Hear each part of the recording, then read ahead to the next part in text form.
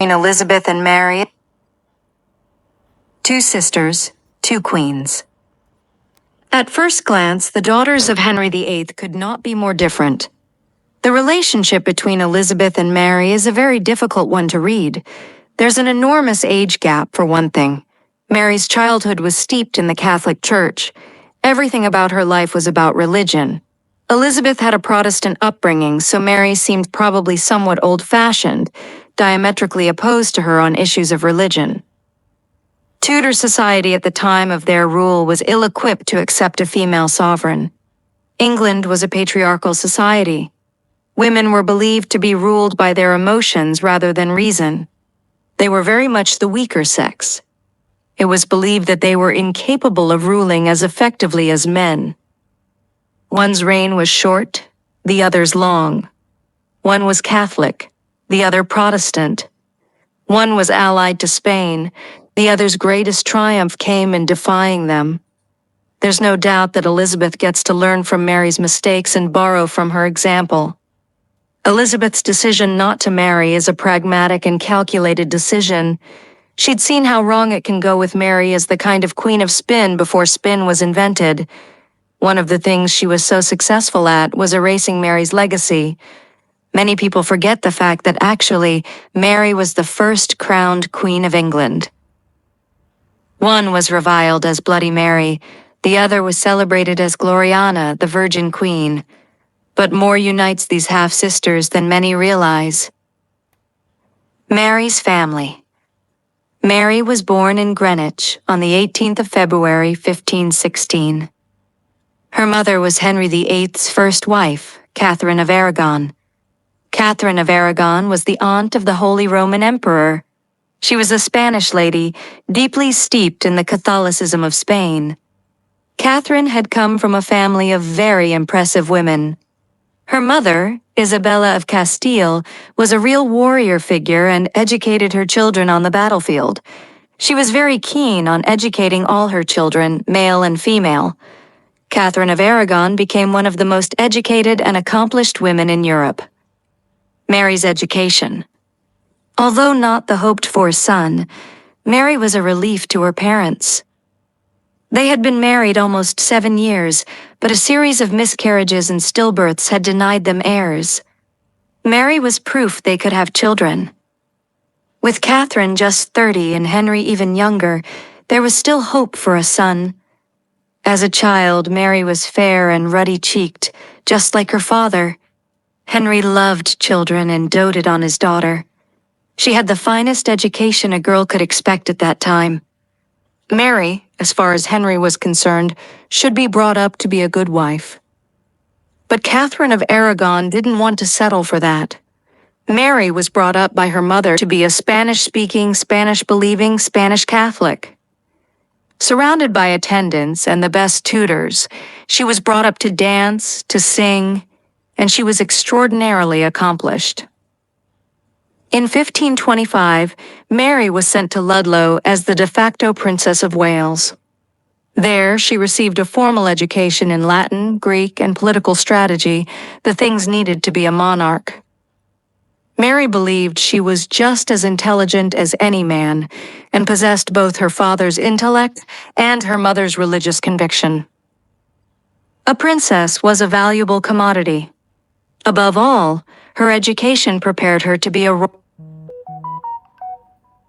royal bride. A princess was a valuable commodity in 16th century Europe. Arranged marriages could make or break treaties. If you were a king, your daughter was a bargaining chip. Mary was quite a valuable chip betrothed several times to powerful princes. These engagements were often political maneuvers. Her first betrothal came when she was just too purely symbolic but reflective of how early she was used in European diplomacy. Obsessed with a son. During Mary's adolescence, her life changed forever. In 1525, her mother Catherine turned 40, too old to give Henry the son he desperately wanted. Henry had a fanatical desire for a male heir. He had been married since 1509 and endured many disappointments. He was only the second Tudor king and surrounded by enemies Scotland, Wales, Ireland, France, Spain, and the Holy Roman Empire.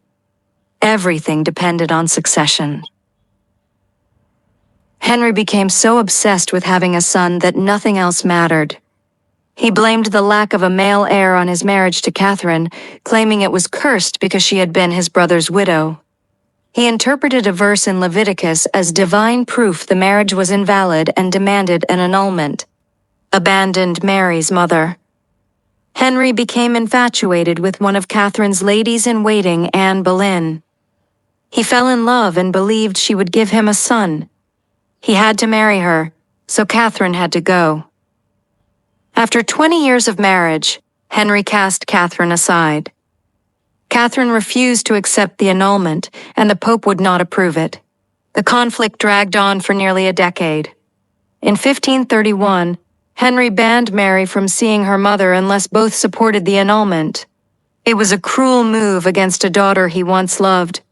It was also ineffective. Catherine still did not bend. Mary, often ill and depressed, was caught in the middle. Her father tried to declare her illegitimate and divorce her mother. It was a formative trauma. Catherine and Mary, both staunch Catholics, were appalled when Henry sided with Protestant reformers.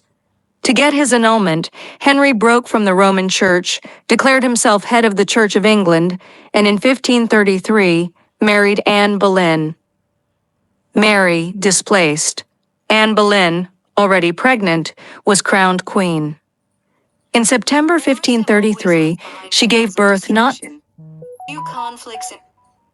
a son, but a daughter, Elizabeth. Though disappointed, Henry and Anne were hopeful. Elizabeth was declared Princess of England, a humiliation for Mary. At 17, Mary was stripped of her title and forced to serve as a maid of honor in her infant sister's court. She lost all privileges and was pressured relentlessly to accept her illegitimacy, recognize Anne as queen, and Elizabeth as heir. Then, in January 1536, her mother Catherine died. Rumors of poisoning swirled, though she had long been ill. Catherine never recognized Henry's new marriage and insisted she was the true queen. Henry forbade Mary from attending the funeral. Final cruelty. Catherine's death made Mary the sole symbol of the old Catholic order. If she could be forced to submit, resistance to the new church would weaken. Henry and Anne celebrated Catherine's death, parading Elizabeth in public. But Anne's triumph was short-lived. Accused of adultery, incest, and treason, Anne was executed at the Tower of London in May 1536. Henry quickly moved on, marrying Jane Seymour just days later. Jane Seymour marries submission. Still grieving her mother, Mary feared her father and finally capitulated. She recognized Henry as head of the Church of England, desperate to survive. The Church of England acknowledged that Mary was an illegitimate child of incest. Mary regretted it for the rest of her life. The rewards for her sacrifice were slight. She was allowed back to court, but the new Act of Succession did not restore her as Henry's heir.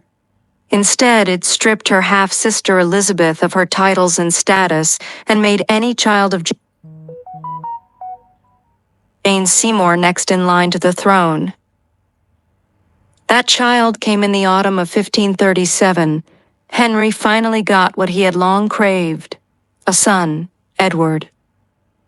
The new prince was born at Hampton Court Palace, the ever-expanding home of King Henry VIII's vast court.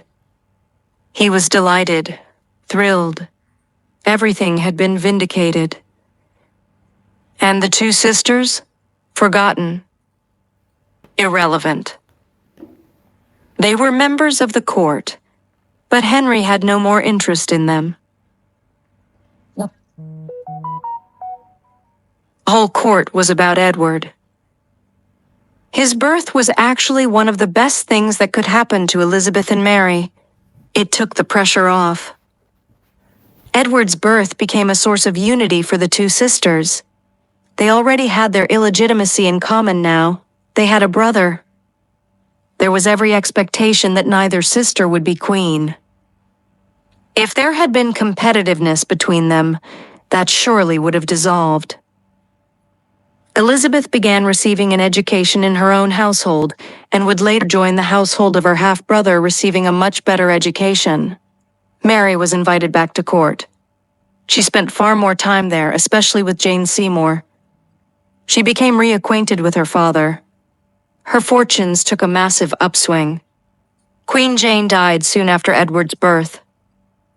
3 other wives would follow for the king over the next decade, but no more siblings for Mary and Elizabeth. For the rest of their father's life, they shared the same uncertain status. Henry VIII died on January 28, 1547. A new act of succession had passed a few years earlier. His 2 daughters, though still officially illegitimate, were restored to the line. But first would come their young brother Edward. Edward came to the throne very young. He had regencies, protectorates, powerful men pulling the strings. They pushed the country in a very Protestant direction, and Edward himself was a keen Protestant. Much of what happened during his reign was at his behest. He was described as a lusty child, well-fed, sporty, a good horseman and athlete. He aspired, like his father, to fight in tournaments. There's no evidence he was weak. Historians increasingly see that, although still a boy king, Edward became increasingly interested in asserting himself. The king remained an important figure, even as a boy. Edward VI's reign proved difficult for his sisters. Teenage Elizabeth was placed in the household of Henry's last wife, Catherine Parr. There, it's thought she was sexually abused by Parr's new husband, Thomas Seymour. Mary, meanwhile, clashed with her brother's government over religious reforms. She refused to use the New English prayer books. Her household maintained Catholic traditions. She was at loggerheads with the council throughout Edward's reign over her right to have Catholic Mass. Edward insisted, "You will submit to me. I am king." Mary responded, "You're my little brother. I'm not taking orders from you." They had intense arguments, even a terrible Christmas where they had a stand-up row in front of the court. Both burst into tears. They each thought the other was wrong. There was no middle ground. Edward's reign would be short. In early 1553, he fell ill. On July 6 that year, the 15-year-old king died. His death was kept secret by his government. They had a plan to fix the succession. Edward knew Mary would restore Catholicism. He feared everything he'd worked for would be undone. Too ill to go to Parliament, he wrote the device for the succession in April before his death. It excluded both sisters Mary and Elizabeth from the throne. He named Lady Jane Grey, his cousin, as his successor. Jane was married to the son of his protector, the powerful Duke of Northumberland. Lady Jane Grey's accession was a Protestant coup. That was the point. But they underestimated Mary. From her estates in East Anglia, she began raising an army. England teetered on civil war. Mary had been riding to court. She believed Edward was recovering. She would be seized, but she was warned.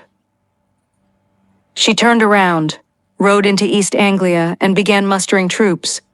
This was her divine mission, to claim her place on the throne and restore Catholicism. On July 10th, Edward's council declared Jane queen. The council held London, the Tower, and the Armory. Northumberland went to arrest Mary and Elizabeth. But once he left, doubts rose. The Privy Council panicked. When Jane was proclaimed queen, there was silence. No cheering. The people wanted the daughter of Henry VIII. They wanted Mary. No civil war came, no armed conflict. Mary's support grew. Even Northumberland eventually recognized her as queen. Mary marched on London. Her reign began. Elizabeth, now heir, was in a precarious position, ally or threat. In early August, Elizabeth met her sister outside London. She accompanied her with 1,000 horsemen in green and white. It was a display of support and of power. Together, the sisters rode into London. The streets were swept. Buildings draped in tapestries. Mary came dressed in purple, festooned with jewels and pearls. She lacked stage presence, but she looked every inch a queen. Behind her was Elizabeth, statuesque, tall, ethereally beautiful. Both had Tudor blood. This was a show of Tudor strength, but simmering beneath the surface was tension. Elizabeth was a politician. She sought influence. She backed her sister but protected her own future. Mary was crowned on October 1st. It was a Catholic service. She made her intentions clear. England would return to the old religion. Catholicism would be restored. To secure that she needed a child, she needed a husband. Her choice stunned the nation. Prince Philip of Spain, heir to the Habsburg dynasty. They married July 25, 1554. They had met only 2 days earlier. An advantageous treaty was signed. Philip could not rule England or pull it into his wars, but fears remained. That a Spanish prince would rule, that England would be subservient to Catholic powers. The people were alarmed. A rebellion was born. Led by Thomas Wyatt, a group of Protestants aimed to remove Mary and place Elizabeth on the throne. But the rebellion failed. Leaders were executed publicly. The failure posed a serious threat to Elizabeth. Many suspected her involvement. She denied it, vehemently. Still, she was imprisoned in the Tower in her mother's former rooms. A warrant for Elizabeth's execution was drawn up. Mary reportedly hesitated, her hand hovering over the signature. An attack of conscience stopped her. Elizabeth was spared imprisoned a few months, then released. Mary had other matters to attend to. By late 1554, England was formally reconciled with Rome. Heresy laws returned. Protestants were burned. Mary earned the title Bloody Mary. 287 were burned. She hadn't expected to burn so many. But she believed to let heretics live was to risk damnation. In late 1554, Mary believed she was pregnant. She summoned Elizabeth to witness the birth. But the pregnancy proved false, likely a phantom pregnancy. Possibly, Mary had ovarian cancer. Humiliated and heartbroken, Mary was crushed. Philip left England. He returned only briefly. He did not love her. Mary was nearing 40, childless. England's future was clear. It would be Elizabeth's. Mary's dream of a Catholic England was unraveling. Her health declined. Her judgment faltered. Loyalty shifted toward Elizabeth. On November 17, 1558, Mary died. She was 42. Elizabeth was ready. Her succession was peaceful. She ruled for 45 years. She never married. She rejected Philip, defeated the Armada, presided over a cultural golden age, Shakespeare, Marlowe, Spencer. She projected strength as the Virgin Queen. But much of what she inherited began with Mary, the Navy, fiscal reform, global ambitions. Mary laid the groundwork. Elizabeth made it her own. Both sisters were queens. Both proved that a woman could rule. They lie together in Westminster Abbey. Two women different in faith, style, and fate, but united in legacy.